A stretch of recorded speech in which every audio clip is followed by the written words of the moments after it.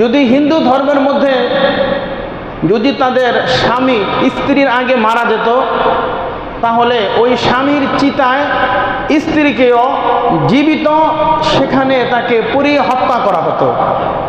কত কঠোর,